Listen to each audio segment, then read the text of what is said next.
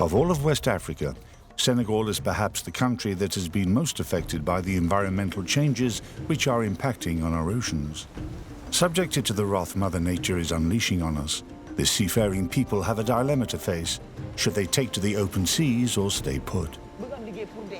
Why go and kill yourself looking for work elsewhere? Wherever there is water, sunshine, and the strength to work, there is a chance for development. From the meandering Saloum River to the banks of the Pink Lake, armed only with their courage, these men and women are fighting to protect their homeland. They are the Sentinels of Senegal.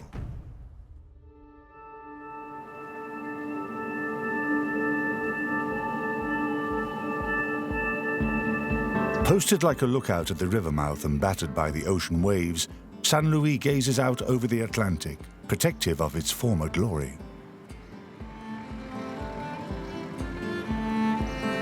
Fighter Bridge, built at the end of the 19th century, bears witness to a time when San Louis reigned over the African colonies. It was a major trading post. Gum Arabic passed through here in transit before being shipped to Europe. When Senegal gained independence in 1960, Dakar became the capital, and the island of San Louis gradually fell into a state of slumber. This city radiates an old-fashioned charm, which is perhaps less due to its architectural heritage than to the people of San Louis themselves.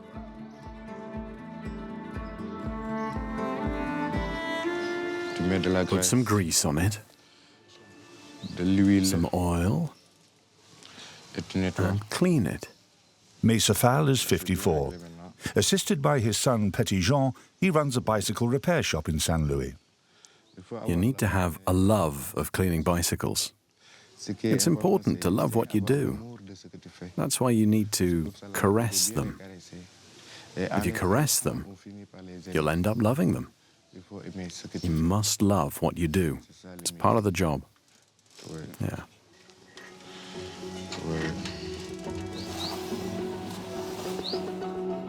Mesa Fall is a mechanic, but he's so much more than that. Wolof and French-speaking, a sculptor and a poet, he is a local celebrity in San Louis. I landed on this island of Saint Louis in a boat.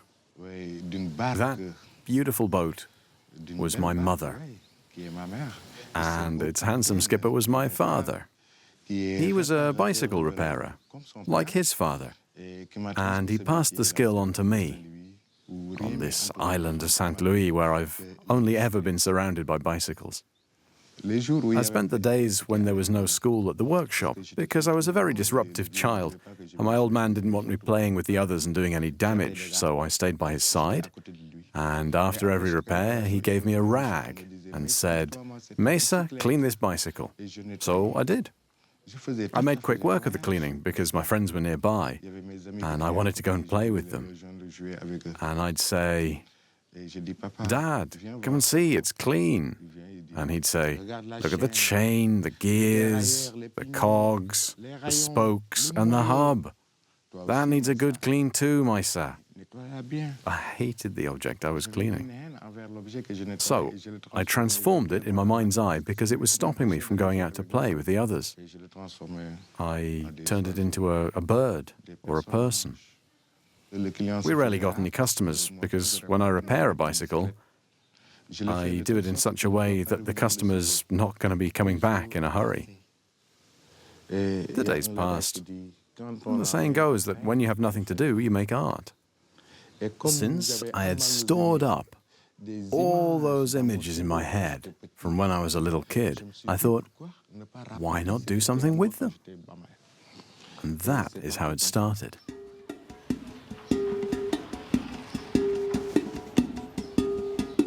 Armed with a supply of parts accumulated over 3 generations, Mesa heads off to his welding workshop to produce a new work of art that he plans to install in the city centre.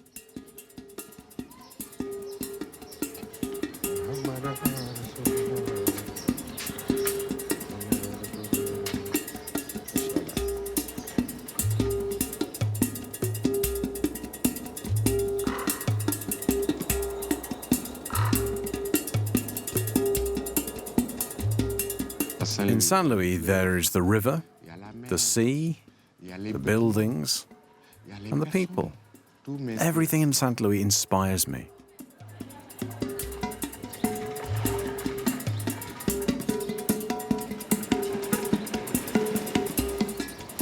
Saint Louis' heritage is at risk because there's an anarchy here.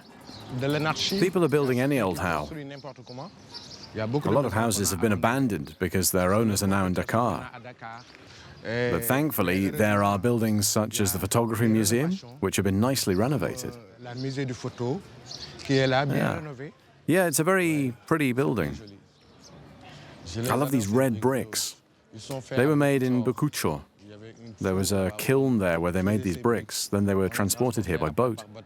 They were brought here to build these beautiful houses. This is an example of how, if the houses are renovated nicely like this one, the town would regain its splendor of old.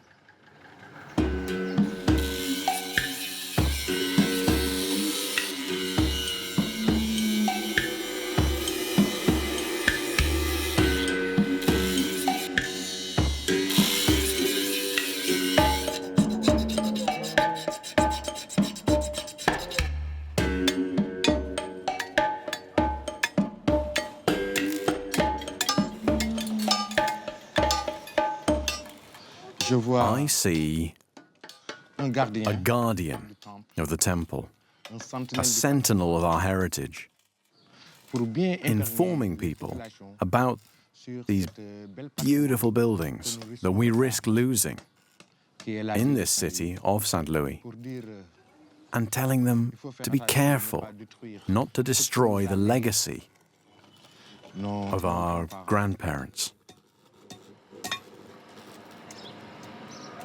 The beautiful city of Saint Louis has two faces. On its island, situated in the middle of the Senegal River, the old colonial town dreams of its former glory. Opposite, wedged in between the river and the ocean, is one of the most densely populated places in Senegal, Guet Ndar, the fisherman's quarter.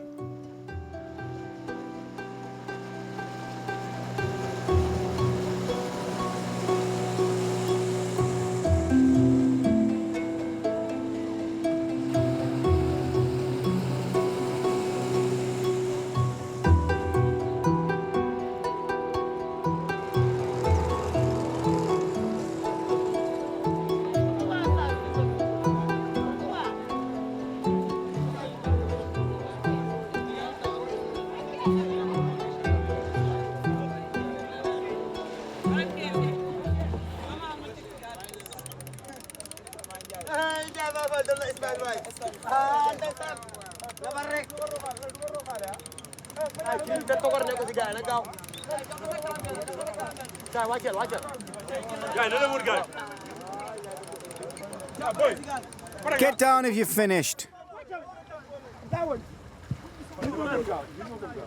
Push it. Push it into the water.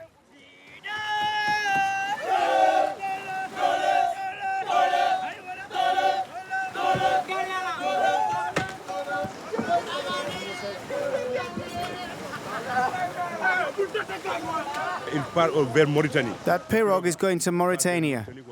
It's going to Mauritania to look for fish. There are no fish here anymore. Fish is expensive now.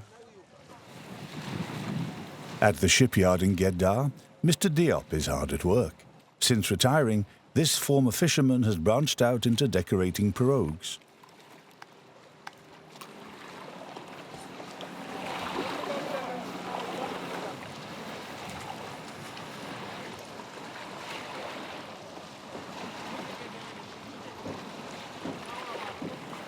Have you nearly finished? Almost. Diop, write the name of my mother on it, Maimouna Aidara. Maimouna Aidara, all right.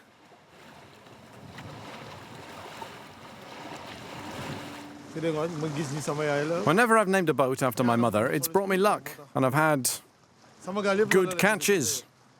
I've called all my boats Maimouna Aidara ever since. I've just come back from Mauritania, where the fishing boats are all painted specific colours. All the pirogues are brown there. But I'm back now, and tomorrow I'm going fishing, So I'm getting my boat repainted with the colors from home.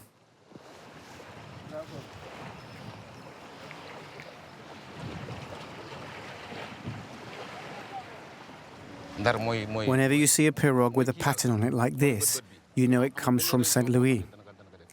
The blue at the front of the pirogue is the arches of the Feather Bridge, which is our emblem. The grey painting means happiness. That's the fisherman returning home to rest. He's happy. He's made enough money to feed himself and his family. It represents happiness and money. It's done. You can climb aboard.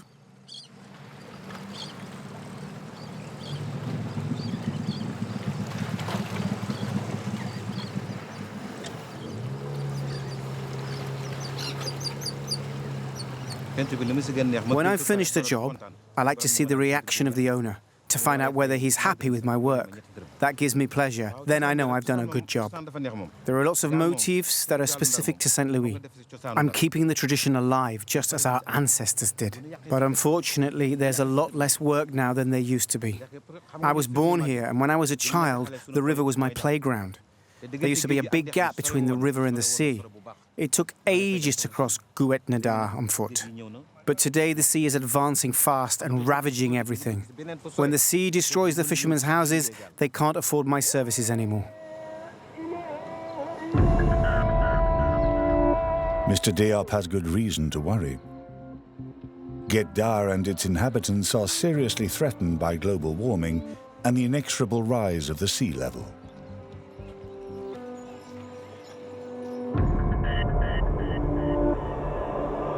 Season after season, tide after tide, the Atlantic Ocean is devouring the coastline and terrorizing the inhabitants of Guet Ndar.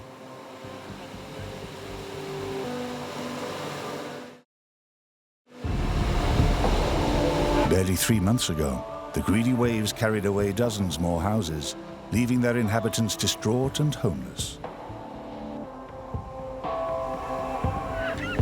Every year, the Atlantic Ocean becomes more voracious, and human endeavors to save the area don't stand a chance.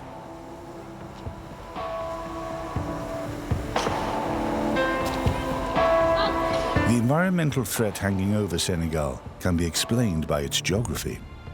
Situated in the heart of West Africa, Senegal covers an area of about 200,000 square kilometers, less than half the surface area of France.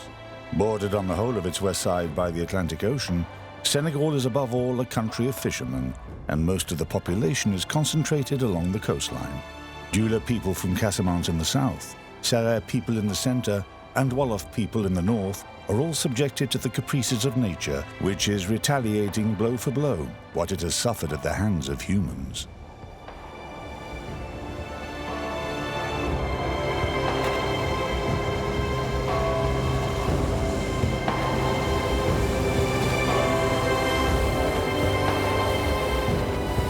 On board Mayumana Adara, Pap Lamine and his son are heading out to haul in the nets, like they do every day.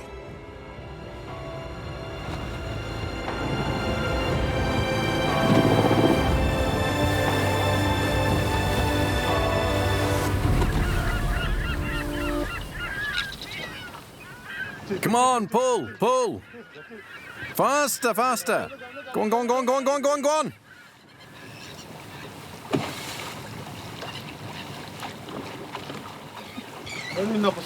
We're fishing for sole. Sole is pretty much all there is at the moment. But it's not a good catch. We should have landed more fish than that. I've been fishing since 1982. And my son was practically born at sea.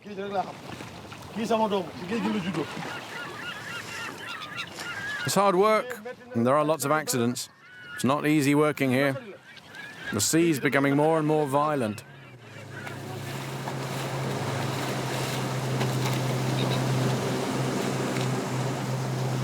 Climate change isn't the only reason for the increasingly rough seas of the Atlantic Ocean. The Langue de Barbarie, this long sandbank on which Guet Ndar is built, in the past, stretched for several dozen kilometers south, forming a rampart against the ocean. But in 2003, to protect St. Louis from flooding from the Senegal River, the authorities dug a 4-meter-wide breach in the sandbank, unintentionally opening up the Pandora's box. Today, the breach measures 7 kilometers and is widening day by day. This environmental disaster has proved to be a life sentence for Paplamin's village, situated opposite.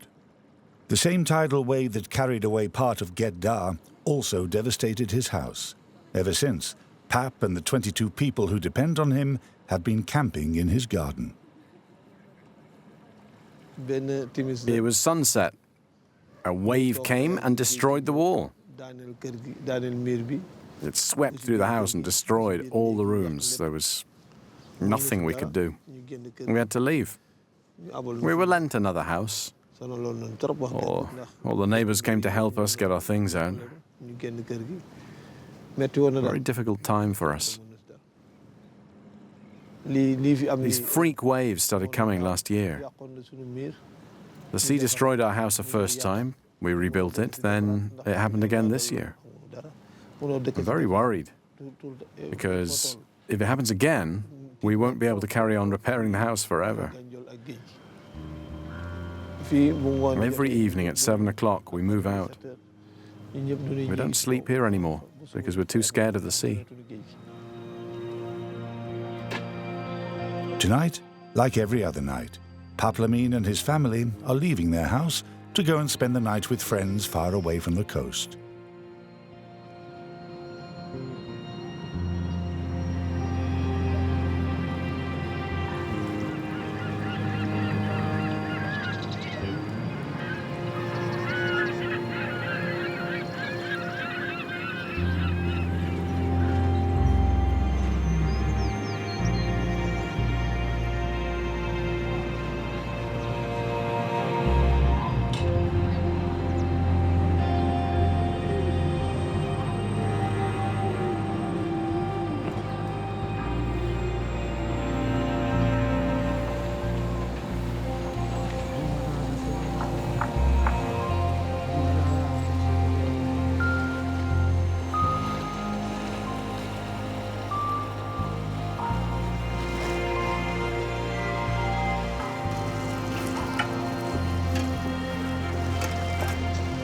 Bismillahirrahmanirrahim.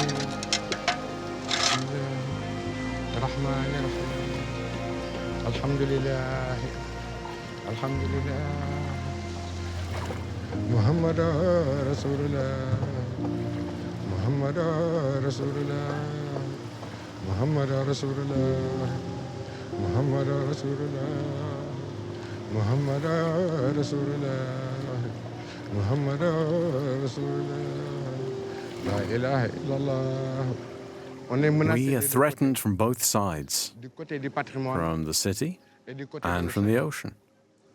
That's why I've made this piece, this river sentinel, to tell people to be vigilant, like this sentinel on the banks of the Senegal River.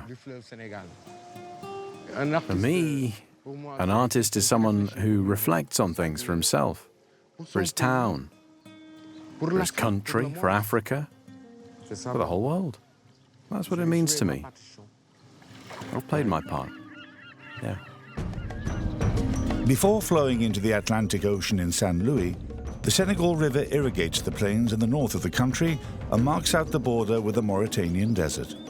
Its nourishing waters serve as a sanctuary for widgeons and flamingos and provide an oasis in the middle of the Sahelian desert.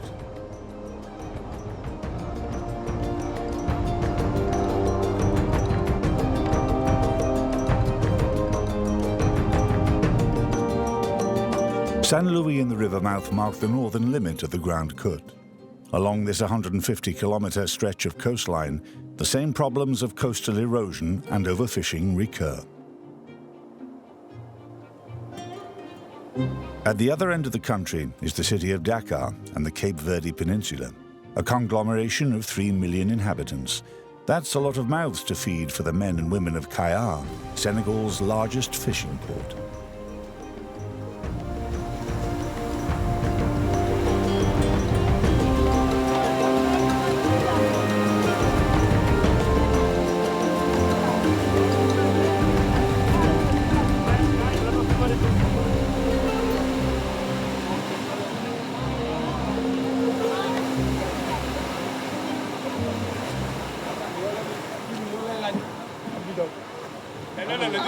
It is 8 o'clock a.m. The pirogues head out, passing those returning from fishing trips which have lasted all night or even several days. Eliman is a child of Kayar. He is the son of a fisherman and a fisherman himself. Returning from a night at sea, he endeavors to make ends meet by helping to unload the fish, like hundreds of other youngsters from Kayar. Empty it from this side, hurry up. I like the sea where I spent my childhood. We spent all our time playing on the beach. It was our playground. When the pirogues came in, they were full of fish. But in 2006, the Senegalese government signed a fishing agreement with the Europeans. Big trawlers came here to fish, and they took everything. We used to fish 2 or 3 kilometers from the shore. Now we have to go much further, and there are no fish left. Plus, the population here has increased a lot. Before, there were only 200 to 300 pirogues. Now there are 6,000 here in Kayar. Everything has become more expensive, harder to come by and more complicated. The young people have started to emigrate. We went up to Saint Louis where a pirogue was about to set sail. We boarded it, but it got damaged off the coast of Mauritania. So we disembarked there and came home. Then I made a second attempt, and that time I managed to get as far as Tenerife. The Spanish put us in immigration centers, but we were sent home by the Senegalese government. If I get another chance to emigrate, I'm going to take it, because I've been fishing for 28 years now, and I can't make a decent living out of it.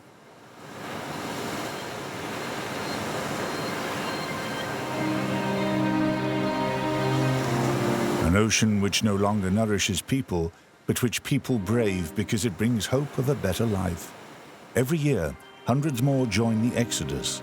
They leave Kayar, risking their lives to see what lies on the other side of the horizon.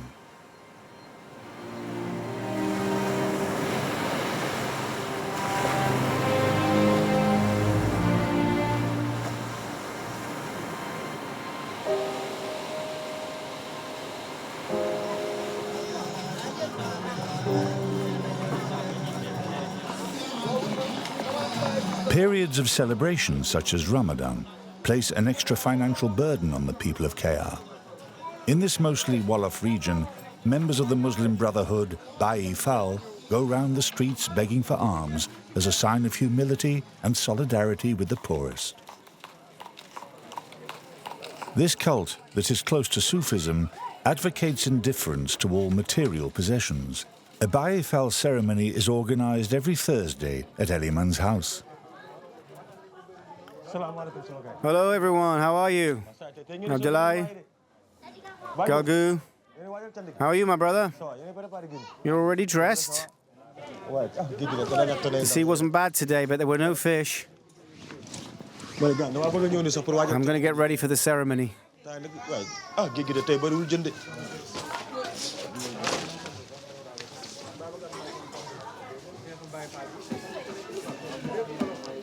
After his second attempt to emigrate, Eliman's wife left with his 2 children. He finds comfort in his family and the solidarity of the Bayi Fal Brotherhood. Mamshir, where's your black and white robe? Here, put this on. Mamshir has a rosary. Go and bang the tom-tom. Not all at once. Gently. Gently.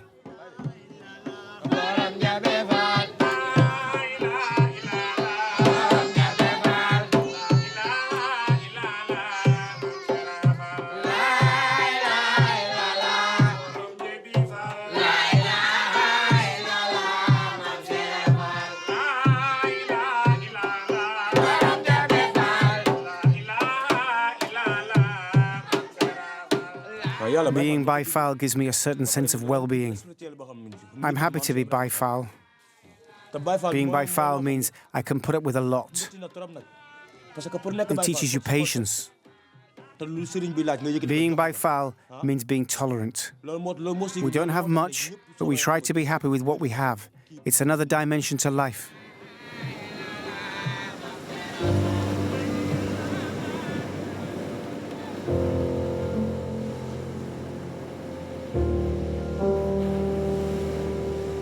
Should they hold out and stay in Senegal, or leave and tempt fate? Eliman and his friend Galgou, who lost his leg in a fishing accident, are torn between these two choices. To discuss it, they are meeting with a very special woman, Yayi Bayam Dif. She was the first woman in her village to earn a living from fishing, and she fights a constant battle with this clandestine migration, which claimed her only child.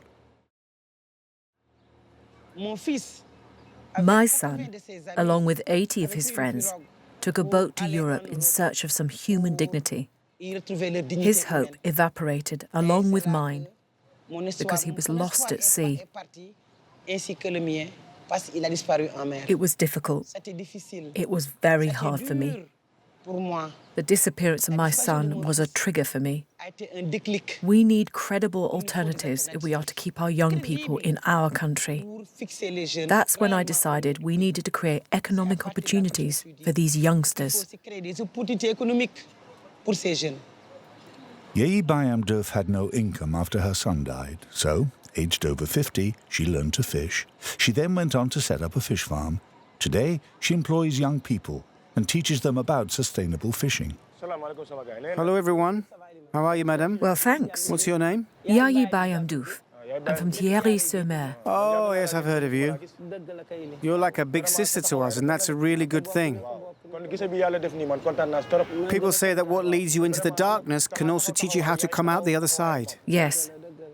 I held a session to raise awareness in schools. I asked one pupil, "Do you know the sea they call the Mediterranean?" And he said, "Yes, that's where our parents go to die." Imagine a child growing up with such an idea that the Mediterranean is no longer a bridge between Africa and Europe, but rather a human cemetery. It's a tragedy, a real tragedy. We have to stop now and rethink things. We must believe in ourselves, in our country. Why risk death to seek work elsewhere? These people in Europe are not extraordinary. They are no cleverer than we are. They are just better organized. Look at all the fish processing plants here. They are all run by foreigners. We go out to sea and do all the hard work. We bring in our catch and then we flog it to them. They process it and export it.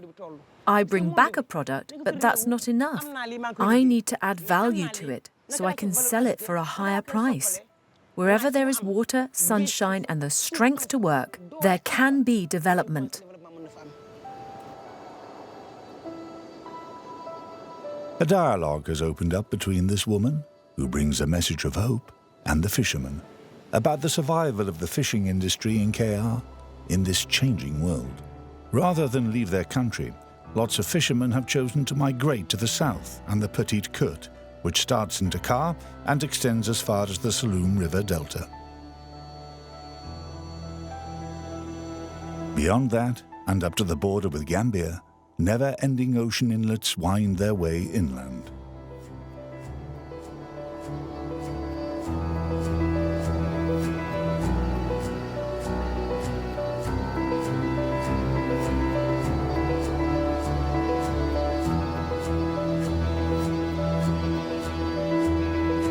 The region of Sine-Saloum covers 180,000 hectares of land and water, broken up into thousands of sandy islands.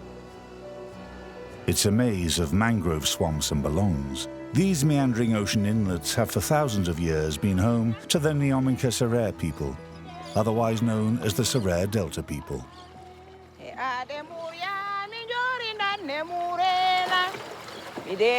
Mariama has spent her whole life in the Delta.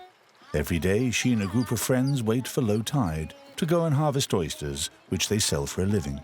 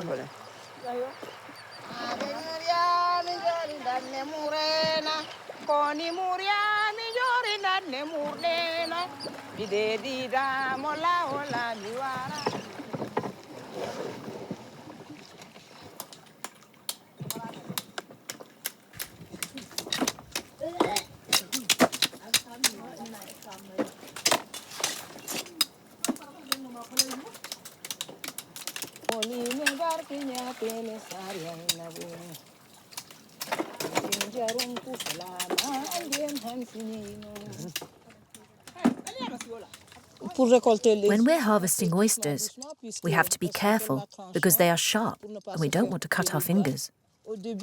We used to cut off the whole branch, but when you cut off the whole branch, there are no oysters left to reproduce. So now we take a knife and cut them off gently, one by one. It's important that our children and grandchildren can do as our mothers did, and as we're doing and continue to make a living here. If we destroy the lot, what will they find here? We must preserve it.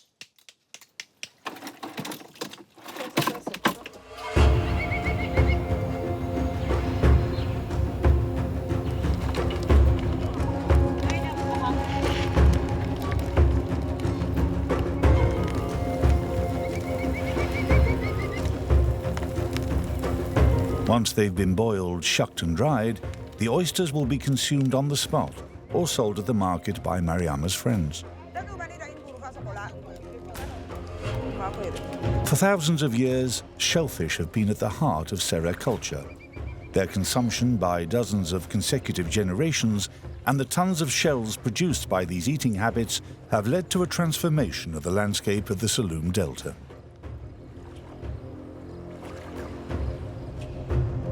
This artificial island emerging from the mangrove swamp is in fact a giant pile of shells 12 hectares wide on which baobab trees have sprung up.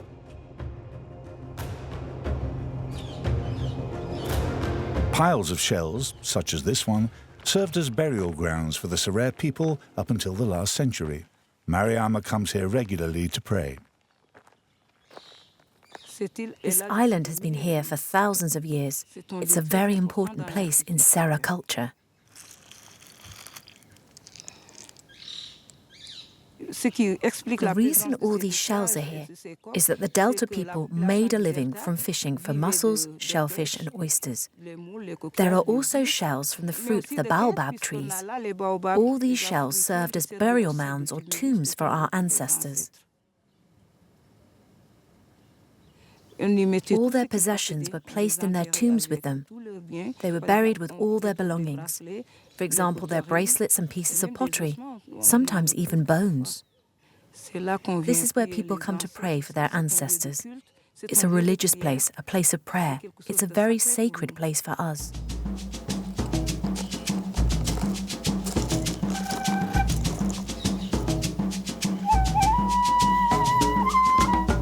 Mariama has finished praying and hurries home to the village of Bambugar.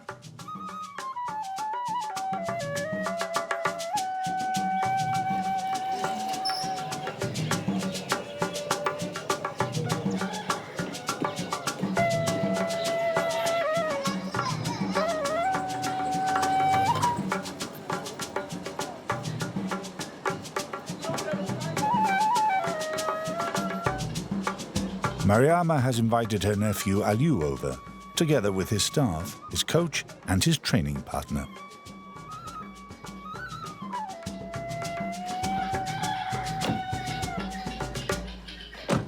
Aliou works as a farmer for the rest of the year, but during the dry season he makes a living as a wrestler.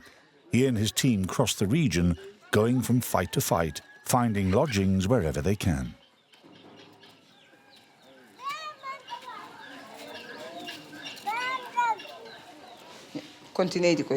You can leave your luggage here. Here, hold it like this. Aliou has just won the last two tournaments, and he has a fight tomorrow on the outskirts of Bambugar.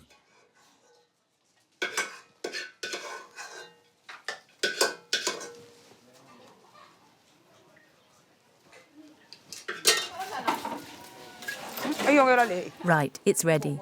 I'll put that there. Mariama is married, but she has chosen to live alone with her children and grandchildren. It's an unusual situation in Serer society, where the men, many of whom are polygamous, are traditionally the head of the family. Lower your gaze in front of the adults and stop making a pig of yourself. Eat properly. My husband and his 2 wives live in their big house, but I live in my house. I'm unusual because I am submissive, but not overly submissive. How are you feeling about tomorrow's fight? I'm on form. God willing. I've done all I had to do. Do you plan to train on the day of the match? Yes, tomorrow I'll train before the match. I need to warm up my muscles. Otherwise, I'll make a wrong move. Small errors happen when you don't warm up properly.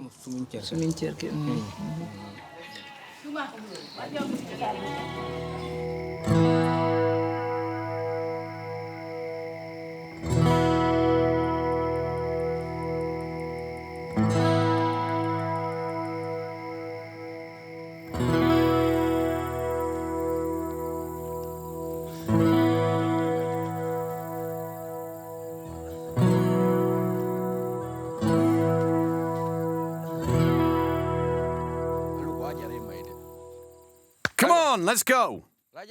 Go on. Stay on the line. Stay on the line.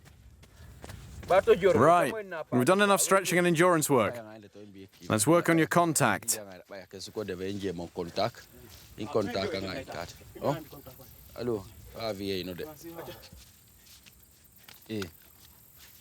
Go on, pick up the pace.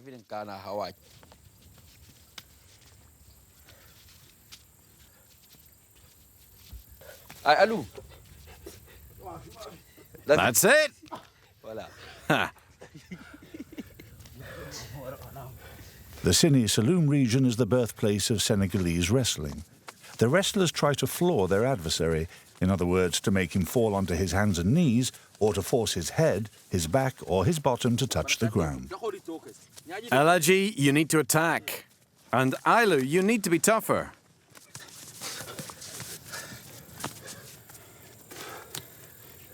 In traditional wrestling, blows are forbidden. What separates the wrestlers is strength, weight, and endurance.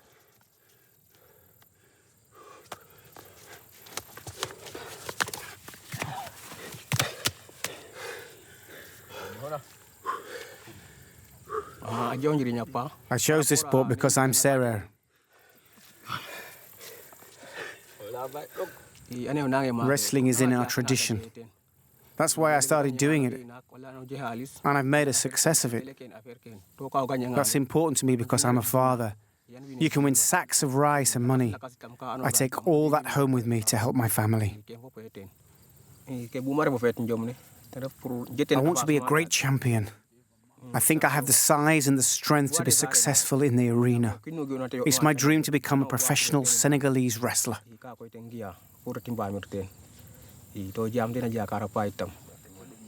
The champions of Senegalese wrestling often have a background in traditional wrestling, like Aliou. Their status in Senegal is akin to that of our football stars. Their preparation is mystical as well as physical, with the inevitable visit from the village marabout before the match.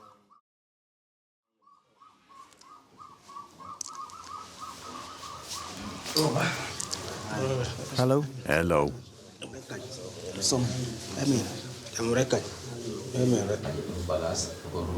Master, we've come to ask for your blessing for the coming fight. Where will the fight take place? It will take place in the village of Liran. When? Today. You brought me luck for my last fight. I beat my adversary in the village of Ngo. Thank you for that. We have great confidence in you. It is I who should thank you for your financial contribution to the construction of our mosque. We are here to help.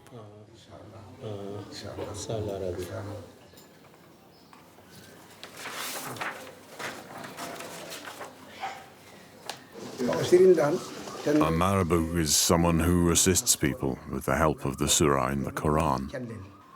Alu can't just go off and fight. He must be protected from bad luck. I'm going to pray for him and give him some purified water with the Quran. That will help him. I'm also going to give him some charms to make him stronger. The marabou has written down some surah and angels' names on a piece of paper. He then folds it to make a charm or talisman.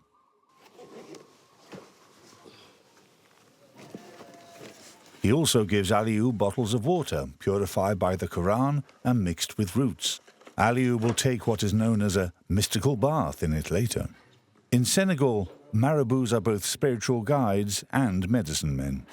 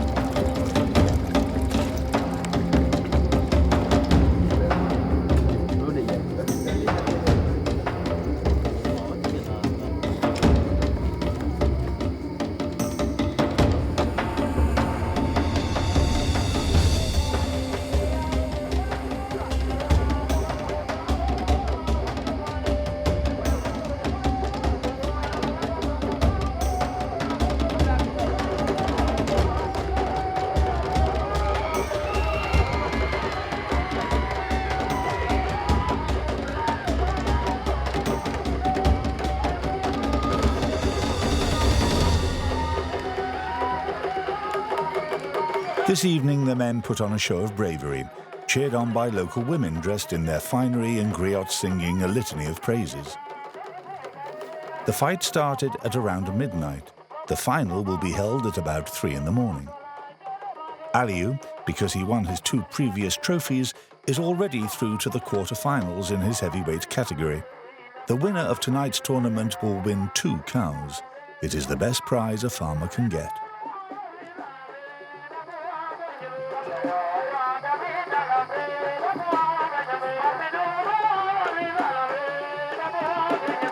The fight can last for 2 rounds of 10 minutes and can go into extra time, after which it will be decided on points awarded by the referee.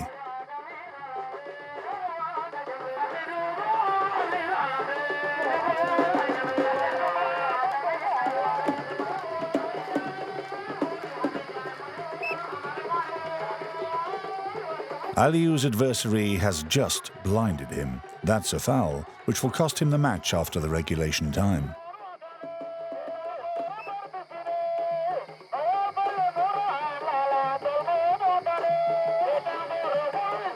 Aliou has won on points. That means he is through to the semi-finals and will be up against an adversary who is much heavier than him. A mountain of muscles in full mystical preparation mode.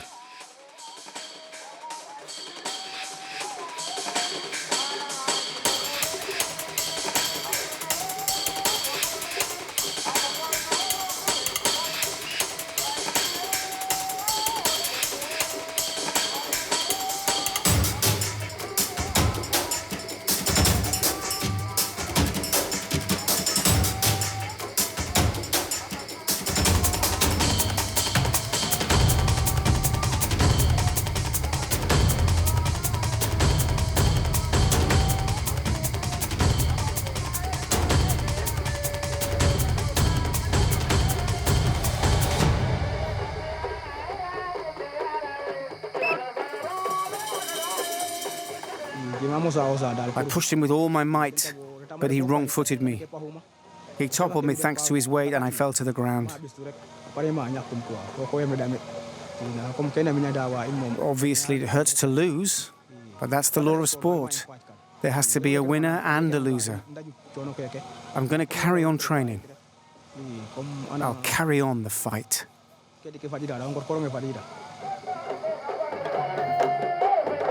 The rainy season is approaching. Soon, Aliou will return to the fields.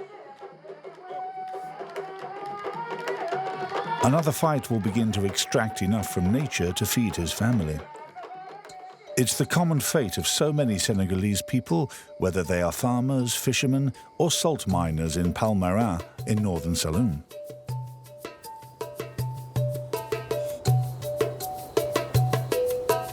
The changing colors are created by cyanobacteria, microscopic organisms which produce a pigment to help them survive the presence of salt. The biggest of these Senegalese salt mines is situated north of Dakar, Lake Retba, better known as Lac Rose or Pink Lake.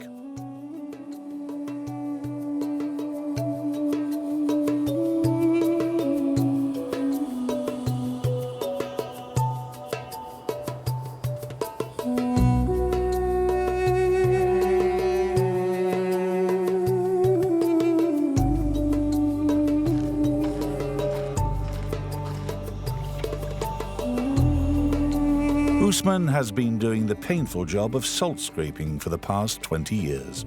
Every day, he goes out onto the lake to load up his boat, while his wife, helped by a friend, unloads the boat he filled up yesterday.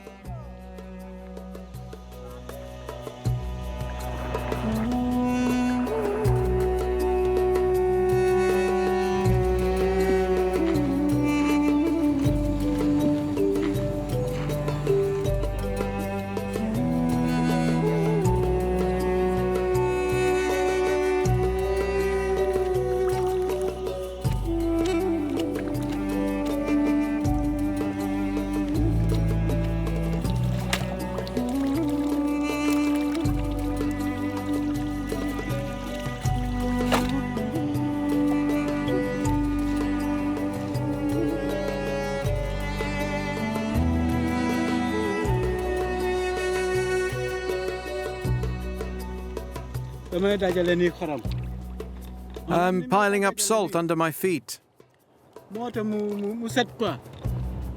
I make several movements to separate it from the mud. The more movements I make, the whiter the salt is. I am the only local man still working on the lake. A lot of immigrants come here from Mali or Guinea to work. But the Senegalese don't want to put their feet in the lake to extract salt. The crystals cut your skin. It burns and leaves scars. You can't work here without suffering the consequences.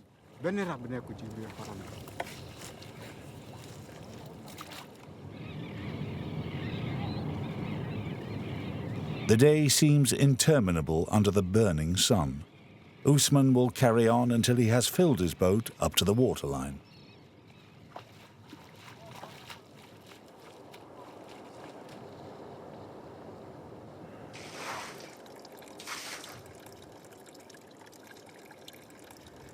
The salt I've just unloaded will give us enough to survive on for 2 days. I say survive because if I buy enough food to live well, it will only last 1 day. I used to be a farmer. For a long time I grew millet and rice. But then the drought came and farming wasn't lucrative enough anymore, so I had to look for something else. So I became a weaver. But because of competition, the price of cloth plummeted. So then I decided to come to Lac Rose to be a salt scraper. This lake has brought me luck. And I love it, because I had nothing when I came here. I found work here, and I met my wife and started a family here.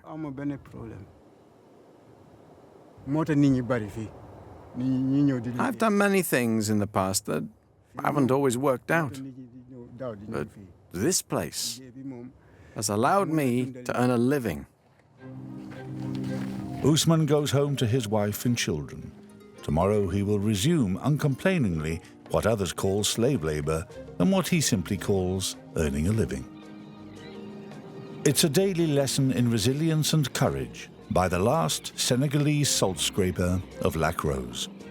In a world that is in a state of flux, Usman and all the sentinels of the water are holding out and fighting for the survival of their heritage.